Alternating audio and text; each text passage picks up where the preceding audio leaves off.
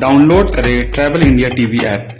जोहार नमस्कार। मैं अभी खूंटी के चलागी गांव में बैठा हूं, जहां पढ़ा राजा सोमा मुंडा जी हैं, जो आदिवासियों के बीच में लगभग 40 वर्षों से काम कर रहे हैं। गांव गांव दुर्गम क्षेत्रों में जाकर आदिवासियों को सजग कर रहे हैं, जागरूक कर रहे हैं अपने समाज के प्रति, शिक्षा के प्रति, स्वास्थ्य के प्रति। ये हमेशा से आदिवासियों के लिए ही कुछ न कुछ करते रहते हैं और बड़ी ही बेबाक ढंग से बात करते हैं। किसी भी मुद्दे को लेकर अगर इनसे कुछ पूछा जाए तो बेबाक ढंग से अपनी बातों को समाज के सामने रखते हैं। तो आइए आज हम पढ़ा राजा सोमा मुंडा जी से बात करते हैं और समझने की कोशिश करते हैं कि आज मौजूदा समय में आदिवासी समाज कहाँ है, क्या उनको वो लाभ मिल रहा है, क्या कुछ परेशानियां आ रही हैं। उन्हीं तमाम मुद्दों को लेकर खास बातचीत करेंगे पढ़ा राजा सोमा मुंडा जी से। जोहार सोमा मुंडा जी। हाँ जोहार।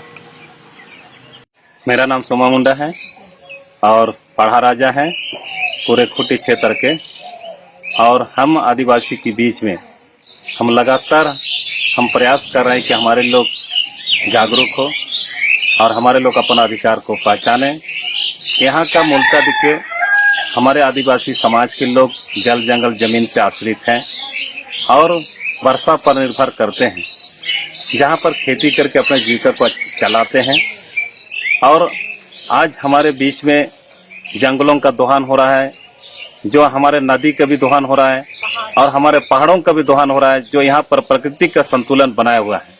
और इस संतुलन के तहत हमारा आदिवासी जीवन दर्शन है। और आदिवासी लोग अपने समय के तहत में हमारे लोग हमारे बीच में खेती का समय अनुसार अपने जीविका के लिए अपना जागरूक रहते हैं। मगर आज सरकार बहुत सारी ऐसी योजनाओं को लागू किया है कि किसानों को हम यहाँ पर उनको मदद करेंगे। हम कृषि स्वर्ण के तहत 2000 रुपये देंगे बोलता है। इससे हमारा आदिवासी का विनाश माने भला होने वाला नहीं है, ये विनाश का है। प्राकृतिक का सही रूप से अगर प्राकृतिक मैंने आदिवासियों का अगर दिखना चाहता है तो सही सिंचाई का व्यवस्था हो, जहाँ नदियों का दोहन ना हो, हमारे यहाँ तालाबों का निर्माण हो, कुआओं का निर्माण हो या चेक डैम का निर्माण हो। मगर यहाँ देखा जाए कि जंगल और पहाड़ यहाँ जितना है ये प्राकृतिक का संतुलन बनाए रखता है, जो आदिवासी के साथ जुड़ा हुआ है उसको बर्बाद कर रहे हैं, उसको कोई रोकने वाला नहीं है। आज हम देखते हैं कि हम जितना क्षेत्र में घूमते हैं, आदिवासी को अपने जीवन का कला, जीवन का दर्शन को बनाने के लिए हमेशा लगे रहते हैं। और हम पूरे क्षेत्र में हमारा यहाँ पढ़ा व्यवस्था है। पढ़ा व्यवस्था में 22 पढ़ा के अंतर्गत विभाजित है और हर पढ़ा में राजा है। हर पढ़ा राजाओं को हम अच्छी तरह से संचालित करते हैं। और हम आदिवासियों के बीच में बैठ करके जहां तक ये बात करते हैं कि अपना जंगल को सुरक्षित बनाए रखिए, जंगल को बचाना, जंगल को बढ़ाना है, तो हमारा वर्षा सही समय पर आएगा, हमारा पर्यावरण ठीक समय पर हमारा संतुलन बना रहेगा। आज हमारे देखने को मिलता है कि शहरों में बड़ा बड़ा बिल्डिंग बनाया जा रहा है, मगर गांव का संपत्ति यहाँ बर्बाद किया जा रहा है। नदी से लोग बालू उठा उठा करके खाई बना दे रहा है, जहाँ की उनका स्रोत को खत्म कर दे रहा है। इसलिए हम कहते हैं कि लोग को अपना गांव के अंदर में जो जमीन है, जो नदी है, उस नदी को सुरक्षित करना चाहिए, संरक्षित करना चाहिए। जो हमारे कृषि से निर्भर है, कृषि से जुड़ा हुआ है, आदिवासी जीवन से जुड़ा हुआ है। हम इसलिए हम लोग नारा लगाते कि जल जंगल जमीन हमारा है। मगर आज देखा जाए कि सरकार उस पर बड़े बड़े ठेकेदारों को लगा करके इन चीज का दोहन कर रहे हैं, इनका जो है उत्खनन कर रहे हैं, जिसके चलते आदिवासी के जीवन खतरे में है। बड़े बड़े कंपनी को आमंत्रित कर रहे हैं और जिससे आदिवासी के जमीन को छीनना चाहते हैं। आदिवासी का जमीन बोलता है कि आज के सरकार बोलता है कि 1 इंच जमीन आदिवासी के नहीं छीनेंगे।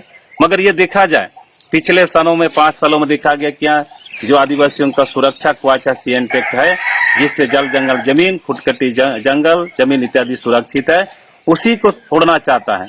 कानून को सुधार करके आदिवासियों का हाथ से जमीन को लूट लेंगे। ये हम हमेशा गांव के लोगों के बीच जाते हैं, पढ़ा का मीटिंग में जाते हैं और लोगों को जागरूक करते हैं। और ये हमारे व्यवस्था पर ये सरकार जो हमारा कुठारागत कर रही है, इसे हम समझते हैं कि आदिवासी के साथ सरकार सौतेला व्यवहार कर रही है, चाहे राज्य सरकार हो चाहे केंद्र सरकार हो। हम जब आदिवासी लोग का जब जमीन रहेगा, जंगल रहेगा और हमारा समाज रहेगा, तब यहाँ का अस्तित्व रहेगा। अब मगर सरकार इसका कोई चिंता नहीं है। हम देखते हैं कि बड़े बड़े ठेकेदारों को लगा करके बड़ा बड़ा पहाड़ को उजाड़ रहे हैं, क्रेशर को लगा करके हजारों एकड़ों एकड़ जो पहाड़ को टूट करके जो एकदम बिल्कुल उत्खनन करके बर्बाद कर रहे हैं। इससे हमारा संतुलन बिगड़ रहा है। हम इसलिए लोगों को जगाने के लिए हमेशा कोशिश करते हैं, हर कहते हैं कि भाई पढ़ो और लड़ो, अधिकार के लिए लड़ो और अपने प्रकृति के साथ भी लड़ो। अपना खेती लगाओ, खेती करो और जंगल लगाओ और जंगल को बचाओ। यह हमारा नीति है। जब हमारा लोग जंगल लगाएगा, फलदार वृक्ष लगाएगा, तो जो जिस समय आएगा उसका फल मिलेगा, तो लोगों का अपना जीविका का एक आधार बनेगा। जो अपना जो या फल बेच के भी अपना आमदनी ले सकता है, अन्न खरीद सकता है, अपना भोजन के लिए खरीद सकता है। मगर आज बड़े बड़े वृक्षों को जब जिस समय हम कहते हैं कि बड़े बड़े वृक्ष था, कटहल, आम, जामुन और डाउ गाछ, जो आज के दिन में जिसमें किसान का या तो आदिवासियों का घर में अनाज कम होता है, उसमें ये फल आती है। बड़े बड़े वृक्ष को काटने लगा। ऐसे हालत में हमने विरोध कर दिया। हम तो ये विरोध किया कि भाई अगर जब तक फलदार वृक्षों का कटाई बंद नहीं होता तो अनिश्चितकालीन बंद पर हम सड़क पर बैठ जाएंगे। ये हमने आंदोलन किया। तब सरकार को सोचना पड़ा कि इसको रोक देना चाहिए। उसको परमिशन दे करके जो कटवा रहा था तब रोकना पड़ा, उसको कैंसल करना पड़ा। हम लोग हमेशा सजग रहते हैं, मगर हमारा आदिवासी लोग का, अनपढ़ लोगों का या मेहनतशील आदिवासियों के प्रति सौतेला व्यवहार सरकार का है, जिन्होंने कभी सरकार आदिवासियों पर ध्यान नहीं दिया। आज गांव में स्कूल तो खोला, स्कूल खोला, प्राथमिक विद्यालय खोला, मध्य विद्यालय खोला, हाई स्कूल हर पंचायत में खोला, मगर टीचर नहीं है। टीचर नहीं है। खाली इतना ही है कि मध्याह्न भोजन के नाम पर बच्चों को इकट्ठा करती है, बोलती है कि सब बच्चा को स्कूल में जोड़िए और स्कूल में उसको पढ़ाना है। मगर कहाँ है सरकार का? सरकार ये खाली मध्याह्न भोजन के नाम पर खाली ऑडिट करती है, कितना खर्चा क्या हुआ, लेकिन शिक्षक की कमी उस पर कोई ध्यान नहीं है। शिक्षक 6 घंटा तक में, यानी कि उनका एक शिक्षक के भरोसा चल रहा है। 1 से 5 क्लास का स्कूल, 1 से 8 क्लास का स्कूल, ये जो मध्य विद्यालय के स्कूल में एक शिक्षक के भरोसा चल रहा है। हाई स्कूल पंचायत में खोला है, वो भी खाली हाथी का दांत बना दिया हाई स्कूल। बच्चा लोग वहां पर जाते हैं, ना हाजिरी होता है ना पढ़ाई होता है, जबकि एक शिक्षक का एक विषय पढ़ाने का है। पूरा 6 विषय कैसे पढ़ाएंगे? बाकी क्रियाकलाप ठप हो गया है। यहाँ का जो खेल है, खेल को जगाना चाहिए। ग्रामीण क्षेत्र में या जंगल क्षेत्र में हमारे लोग, खेल की कमी नहीं है। इतना प्रतिभा है, लेकिन प्रतिभा को निकालने के लिए सरकार बहुत बजट बनाती है, मगर हवा में बनाती है। वो प्रतिभा को हमारे लोगों तक नहीं पहुंचता है। हमारे देखिए, जहां हम जिस क्षेत्र में, जिला मेरा गांव है, हमारा नजदीक में हमारा ओलंपिक चैंपियन का पैदा हुआ था जयपाल सिंह मुंडा, जो देश विदेश को नाम को उछाल करके आज भी इतिहास है। आज भी लोग भारत का लोग नाम करते हैं। जो जयपाल सिंह मुंडा स्टेडियम में 1928 में जिन्होंने खेल करके गोल्ड मेडल जीत करके भारत को सोना दिलाया। ऐसे ऐसे जो खूंटी का धरती है, जो पूरे खूंटी जिला कलाया, हम सिंहभूम में काम करते हैं, आपका सिमडेगा में काम करते हैं, आपका जमशेदपुर में काम करते हैं। मैंने जो जिला है हमारे रांची जिला, पुराने क्षेत्र में, जितने क्षेत्र में हम हर दिन एक्टिव से काम करते हैं। मगर ऐसे प्रतिभा क्षेत्र है, मान ली हॉकी के क्षेत्र देखा जाए, फुटबॉल के क्षेत्र में देखा जाए, यहाँ खिलाड़ी इतना नर्सरी है, इतना सजग है, हो सकता है कि उसके जन्मजाति गुण है। इसलिए हमारे बच्चे यहाँ खेल में भी कमी नहीं है। भारत का नेतृत्व आज भी महिला खिलाड़ी भी आगे है। आज महिला खिलाड़ी देश का नेतृत्व करके कई मेडल जीता है, कई खेल जीत करके आया है, मगर ऐसे क्षेत्र को सरकार ने कभी ध्यान नहीं दिया। आज इसी क्षेत्र से पिछले लोकसभा में अर्जुन मुंडा यहाँ से आज सांसद है, मगर इसका भी उम्मीद कितना सही होगा। इस आदिवासी क्षेत्र जो बहुल क्षेत्र खूंटी लोकसभा है, यहाँ से प्रतिनिधित्व करते हैं। आज केंद्र का केंद्रीय मंत्री है, जो कल्याण विभाग का उनको मंत्री दे, लेकिन कितना आदिवासियों का कल्याण करेगा उसका कहना मुश्किल है। ये हम देखा जाए कि भाजपा का जो प्रतिनिधि होगा, विधायक या सांसद होगा, उनके एजेंडा पर बंधे रहते हैं, लेकिन क्षेत्र का जो जनता का समस्या के पीछे उसका रुझान नहीं रहता है। इसके चलते आज हमारा खूंटी क्षेत्र इतना प्रतिभाओं का धनी है। नेता के पैदा करना, खेल की जगत में पैदा करना, गीत के संगीत में पैदा करना कम नहीं है। डॉक्टर रामलाल मुंडा खूंटी के ही थे, जो देश विदेश आदिवासी सांस्कृतिक और दर्शन को बता करके आज इतिहास बना दिया। मगर ऐसे क्षेत्र को लोग कोई जनप्रतिनिधि सही सरकार के पास रख नहीं रखते हैं, जिसके चलते आज हमारे लोग पीछे हैं। हम कहते हैं कि बाकी लोग ये 1 रुपया किलो चावल, 1 रुपया किलो चावल, 35 किलो चावल, ये आदिवासी को जमीन लूटने की योजना है। जिस समय लोग मेहनत करता था, समय पर खेती करता था, किसी के हाथ फैलाता था नहीं था। हम ये नहीं कहते, उसका विरोध नहीं हम योजना का, मगर हमारा आदिवासी को शिक्षा का सही व्यवस्था किया जाए, सही यहाँ से प्रतिभा निकले, सही गुणवान हमारे बुद्धिमान लोग निकले तो आदिवासी समाज आगे बढ़ेगा। मगर नहीं चाहता है। राज्य सरकार भी, झारखंड अलग राज्य में आदिवासी का भूमिका है, जिन्होंने कई कुर्बानी दिया, शहीद दिया, आज भी जीते जी उनका उम्र चला गया। जो आंदोलनकारी था उनका कोई सम्मान नहीं। एक दिन ऐसा होगा कि आदिवासी क्षेत्र का एक राज बनेगा, आदिवासी लोग खुद शासन व्यवस्था में बैठेगा और आदिवासियों के देश के पटल पर एक राज्य को आगे बढ़ाएगा, ऐसा उम्मीद था। आज तो विरोधी दलों का हाथ में चला गया। क्यों चाहेगा आपके लिए, आदिवासी के लिए? आप जो मांगे हक, वो हक मेरे हाथ में। इसलिए हम आदिवासियों के प्रति जो सरकार का जो सिर्फ केंद्र में योजना बनता है, राज्य में आता है, सिर्फ बात के लिए आता है, काम तो नहीं होता है। इसलिए हम कहेंगे कि खेल को क्षेत्र बढ़ावा देने के लिए सरकार को सही योजना बनाना होगा। और शिक्षा के क्षेत्र में भी आदिवासियों को बढ़ाने के, जहाँ गांव में स्कूल है, प्राथमिक विद्यालय है या मध्य विद्यालय है या उच्च विद्यालय है, इनको सही रूप से व्यवस्थित कर देना चाहिए, सुदृढ़ होना चाहिए, दुरुस्त होना चाहिए। तब हम कहेंगे सरकार आदिवासियों के प्रति ध्यान दे रही है। मगर हम अभी तक सरकार के लिए हम कोई प्रशंसा नहीं करेंगे, क्योंकि हम आदिवासी के क्षेत्र में हम 24 घंटा काम करते हैं। लगभग हमने 30 से 40 साल तक के बीच में पूरे क्षेत्र में दौरा किया है, पूरे जिलों में दौरा किया है और आदिवासियों को यही कहते हैं कि आप खुद से खड़ा होइए, खुद अपने से जगिए और खुद से अपना अधिकार को बचाने के लिए नहीं खड़ा होइएगा तो आपका गार्जियन नहीं है, कोई अभिभावक नहीं है। इसलिए हम कहते हैं कि हमारे लोग अगर शिक्षित हो जाएंगे, सही संगठित होकर समझ जाएंगे तो अपना अधिकार के लिए डायरेक्ट राज्य का गार्जियन राज्यपाल होता है, राज्यपाल के सामने अपना बात को, समस्या को रख सकते हैं। मगर हमारे लोग अभी सरकार की उपेक्षा के कारण हम आगे नहीं बढ़ पा रहे हैं। इसी का हम लोगों को हर जगह गांव का मीटिंग हो या पढ़ा का मीटिंग हो या क्षेत्र का जो सर्कल का मीटिंग है, सबको इस चीज को जगाने का हम हमेशा काम करते हैं। आदिवासी समाज एक भोले वाला है और भोले वाला आदिवासी को ही कहीं न कहीं से इसका सूत्र जुड़ा हुआ है। आदिवासी समाज में ये परंपरा है अपना ससंग गढ़ने का, पूर्वजों का नाम पर इस तरह पत्थर जो गढ़ते हैं ताकि उसका वंशावली बना रहे। ये हमारे आदिवासी का ये पत्थर जो ससंग के नाम से जाना जाता है, ये हमारा पूर्वज का परंपरा है। इसमें कहीं ना जो आज का जो वर्तमान स्वरूप लाया जा रहा है, इस पर हम समझते कि आदिवासी इसमें दोषी नहीं है और कहीं न कहीं से लोग इसको पाठ पढ़ाया जा रहा ताकि इस क्षेत्र को आसान बनाया जाए। हम ये नहीं कहते कि हमारा आदिवासी लीडर इसमें इन्वॉल्व है, ऐसा नहीं है। कहीं न कहीं ये राजनीतिक षड्यंत्र के तहत लोगों को गलत दिशा में लोग को ले जा रहा है। हम इसको आदिवासी समाज, हम पढ़ा राजा होने के नाते हम ये नहीं कहते कि हमारा आदिवासी समाज दोषी है। ये कहीं न कहीं से इसका लिंक जोड़ करके हमारे लोगों को बिगाड़ने का काम कर रहे हैं। हमारा स्थानीय नीति का जिन्होंने लागू किया, जो बाहरी लोगों को घुसने का है, आदिवासियों का यहाँ कोई आस्था नीति में कोई फायदा नहीं है।